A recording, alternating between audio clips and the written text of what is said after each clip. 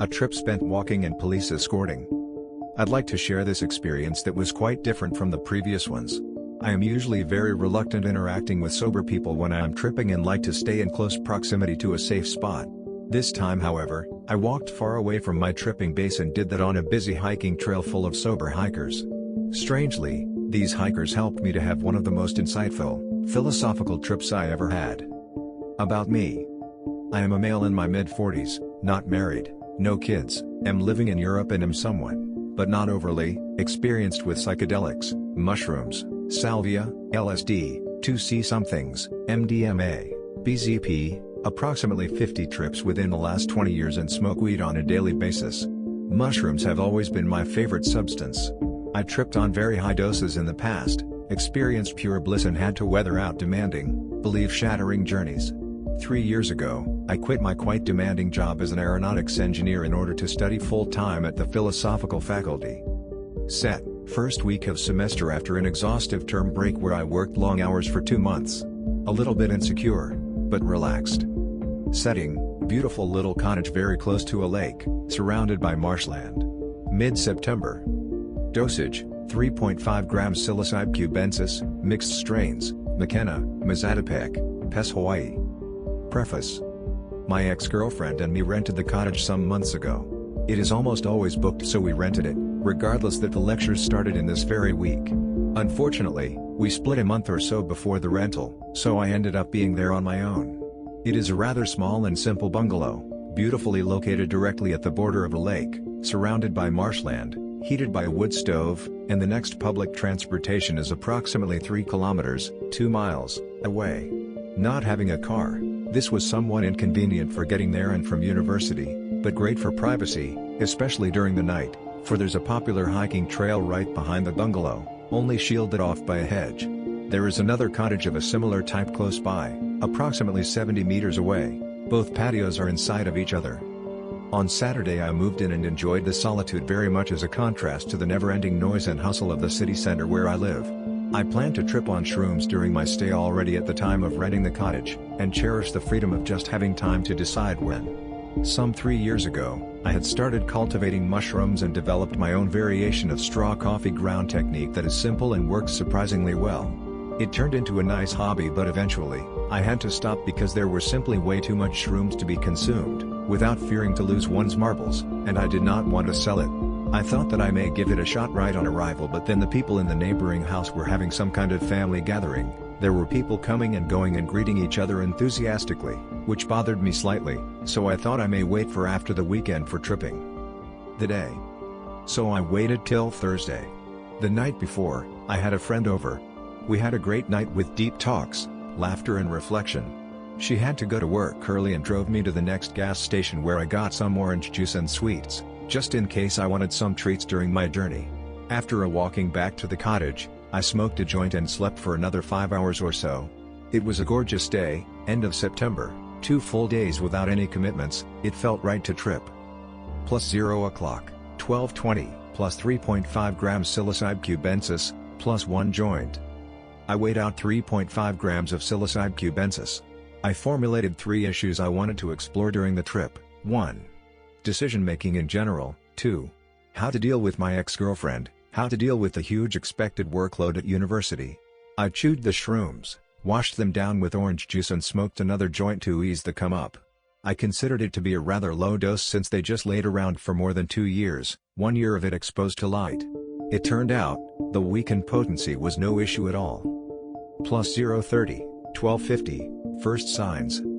After some 30 minutes, I felt the first, steadily increasing effects. One of the harshest come-ups in my tripping career so far.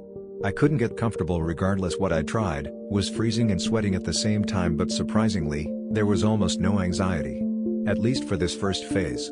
I laid in my bed and masturbated twice, sorry for being so explicit, and with each orgasm, the beginning trip changed its shade, making me believe that the very uncomfortable come-up phase was finally over.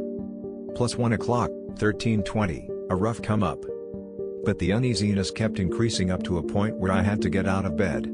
I just felt down. It felt like there was neither a place nor a destiny for me in this world.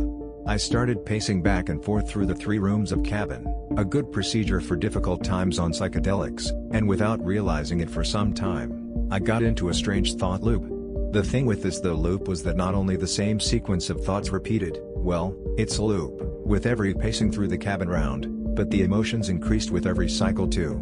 They were not necessarily bad, but heavy, serious and a little dark. I eventually called it panic loop, not because it was a loop of panic, but I believed that this was the mechanism to how people get anxiety or panic attacks.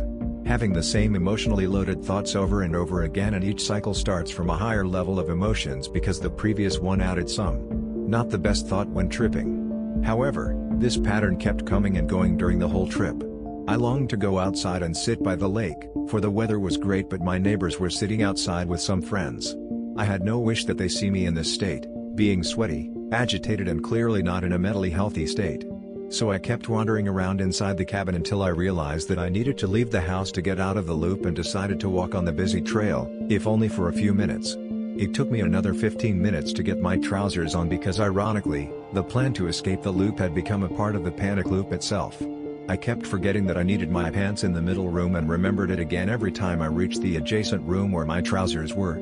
This entire pacing phase lasted for about an hour. Plus 2 o'clock, 14:20, crossroad to the psychedelic world. I finally managed to concentrate long enough to grab my pants and get them on. As I sat down to put the shoes on, out of nothing, the walls bulged immensely and got a strange translucent green-red visual echo, like having a bad reception on an old color TV. Now I was anxious. I just couldn't believe how strong the mushroom was coming on, and feared that I may be in for a very intensive, maybe too intensive trip with no place to feel comfortable. I pushed that thought away. With it, surprisingly, went the visuals, and I stumbled out on the trail. From now on, I may not get the sequence of the events in the exact order, but in general it fits. While I was walking, the anxiety vanished almost immediately. But it was replaced by self-accusations. I thought how stupid I am to still be doing mushrooms. I asked myself what I want from the mushroom, what he has not shown me already, and it is on me to act accordingly instead of being lazy and keeping asking him again. I remembered somebody quoting Alan Watts that one shall hang up when having received the call from psychedelics. I thought that I am having a weak psyche and I need my mental strength to keep my things together. Strangely, I was thinking this in English, when I'm sober, so using psychedelics is just dumb. Not that I was scared to lose or damage my mind, I just felt way too exhausted for a heavy trip full of wonder and confusion. Just as I was crossing a small bridge, a colorful, completely psychedelic world unfolded in front of my inner eye, ready to take me over. I didn't hallucinate. It was like a dream picture was superimposed on the left side of my regular view, or the image that is processed in the brain. It was a Kokopelli-like figure, playing silently some kind of flute while dancing in a bouncing, offbeat psytrance style in a world of dark green and dark red pattern that reminded me remotely of scallop shells, one side a smooth round contour, the other jagged. It felt like a yielding path, to be traveled on one's own discretion. I honestly and boldly refused the idea to go to the psychedelic world and dissolve, and I was very relieved, almost excited that I was offered the chance to decide. Plus 2:10, 14:30, the philosophical walk. And I was right, the psychedelic world retreated, and within the next hour or so, I slowly came to terms with my trip. This was the trip to end all trips, at least for me. The last trip, and I should humbly experience it and reflect about it while doing so, like somebody who had just had his last day at work before retirement and closes off the door for good. Thoughts raced through my mind, each one formed new, unexpected connections with another one and with itself. It was not a thinking process, they connected by themselves at an incredible speed. And it seemed each thought was accompanied, yet somehow merged with an adequate emotion. I believed/knew it was my duty to go through all emotions and to bring the thoughts into the world of human knowledge. To formulate, to apply concepts on the connections and dependencies that unfolded themselves. For the sake of just having them thought, for entering them in a morphic field. Meanwhile, the trail had become quite busy. There was a group of people, let's say, every 5 minutes. Mostly retired couples or young mothers with their kids, all friendly, caring for each other and in good spirits. Usually, I try to avoid other people as much as I can while tripping. But this time, all the friendly faces and loving vibes and the fact that I had to greet them somehow kept me on the right track, literally. Time stretched unbelievably. I know this trail very well and couldn't believe that I only covered a bend of maybe 10 meters, 30 feet, while I went through what felt like a dozen thoughts and mood swings. The trip was still gaining momentum, and for a brief moment, I feared that I may be overwhelmed, not be able to move and make a fool of myself. But somehow, I knew that everything was going to be okay when I just kept walking and fulfilling my duty. I was still walking on that sunny, busy trail. From time to time I was sucked into the panic loops. But I was able to draw myself out of it, thanks to the friendly hikers, thank you. One of the panic loops was actually very inspiring and gave the trip a new turn. The thought loop revolved around second thoughts about walking away so far away from my safe spot and a slight fear of sliding into a bad trip, asking myself what a bad trip is and what it is caused by. I concluded that it could only be one's mind or one's self that makes a trip bad, and I was scared to spend the next few hours under the regime of my own self, realizing that this is pretty fucked up, yet dangerous fear, for we can never escape ourselves, nor should we. I then asked myself whether it was a good idea to walk so far. And the loop started again, but with more intensity and speed. As soon as I realized that I'm in a loop again, I left it with ease. But the questions, what makes a mind a mind, what makes me stuck, and became the main theme of the trip. I came to the realization that the very core of consciousness is the ability to name things. It is the unit of thoughts, like, oh, there's a flower. And to do that, one needs to do two things, to differentiate and to generalize. To differentiate, to set them apart, let's say, a flower from a stone. To generalize, to make assumptions, predictions and statements, the flowers won't be there in winter. Differentiations can only be done by assigning properties to them. The flowers are colorful, temperature-sensitive organic beings. Stones are gray, mineral things. Generalization is then done along their properties. Flowers are all things that are colorful, organic beings, assuming that there's no natural order or set of properties made for mankind by nature. We also had to define the properties, colors, if it looks like when you look at a forest in autumn compared to when it's fog. I was puzzled because to define properties, one needs already a concept of things, or how would you know what a forest or fog is? I really thought that's the big mystery and the godly nature of mankind, that we make the decision to structure. To say, this is this color and that is not. And that it is amazing that we all come to pretty much the same set of reality.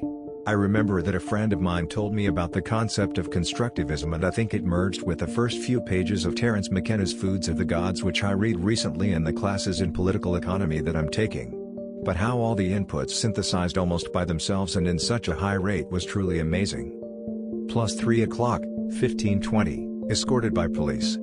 During all this time, I was walking on the trail that was getting busier and busier. There was a constant, intense stream of thoughts like the one about constructivism that required all my mental power. I wonder if I looked strange or tweaking during this phase. The people I kept greeting, a habit in the rural parts of the country where I live, did not seem to be bothered. I even was joking with a young mother with her 1-year-old, and I remember her laughing with me. However, after approximately 1 hour, I had to go past the water club I'm a member of since I'm a child.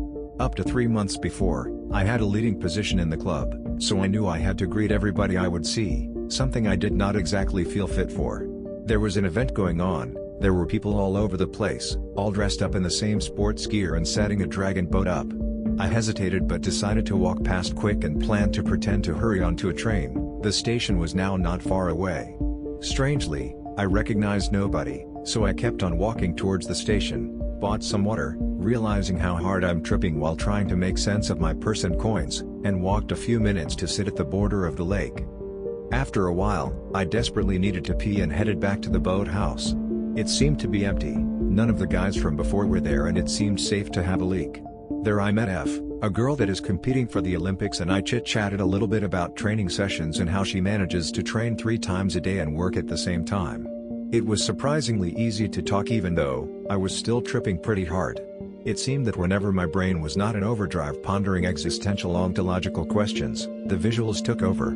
There was this red-green echo shadow superimposed on her, but my talk seemed to be pretty coherent. I even told her a week later about my state then and asked if I acted strangely. She said I was perfectly normal. Then another guy I knew, who rents out the dragon boats, arrived and told me that the guys I saw earlier were the police corps of the town where I'm now living, that is some 40 kilometers, 25 miles away. I joked that they don't have to pursue me across county borders for my occasional weed consumption, and I'd better leave. But just as I went upstairs, the door burst open and I found myself in front of 20 police guys, all having this distinct super healthy, short hair, eager alert look. I thought it would be a good idea to go to the bathroom in order to prevent unnecessary contact, but they were all heading to the toilet as well. I found this hilarious standing beside these SWAT team-like guys while the toilet bowl morphed, changing color from red to green constantly. I finished, rushed out, shook my head in disbelief and decided to make my way back home. I knew it will take me a solid hour to walk and I started to feel that I was coming down, anticipating the great afterglow that always comes with shrooms. Plus 4:30, 16:50, the way back. I felt a little bit exhausted, sweaty and pale. There were still thoughts, ideas and questions running through my brain, but at a slower rate and less intensity. I pondered on the way people make decisions and how that is an almost godly act. And that one should decide with joy and a positive curiosity. And that to not decide is a cowardly act. The sun was getting lower and set the surrounding marshland and board of the lake in a soft, autumn light. I felt at one with the world, clear but still under the influence of the mushroom. Some half-kilometer, a third of a mile, short of the cottage I climbed a lookout, smoked a cigarette. The marsh and the lake looked just beautiful in the autumn light, and so was life. Plus 5:30, 17:50, coming home.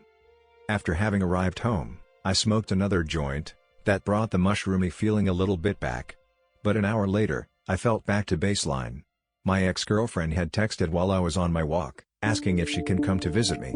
I was happy to hear that, picked her up some hours later and we did not talk much about our relationship and just enjoyed the calm setting. I worried a little bit that all the revelations during that trip might be lost, for around midnight it felt somewhat like I had not tripped. The weeks after. This was actually a baseless fear. For the next few weeks, I was having small déjà vus on strings of thoughts or ideas that I had during the walk, and then followed these strings again or tried to reconstruct them. I enjoy walking way more now and opt to walk instead of taking public transportation more frequently. For me, it was one of the most philosophical and inspiring trips, and I think I got an answer to the main question, the one on decisions. The effect felt was almost double of what I expected considering the dose and age of the mushrooms, but it was just perfect. From my point of view, the mushroom has indeed a magical component. It gives one what one needs and has a strong and determined way to do that. Take care.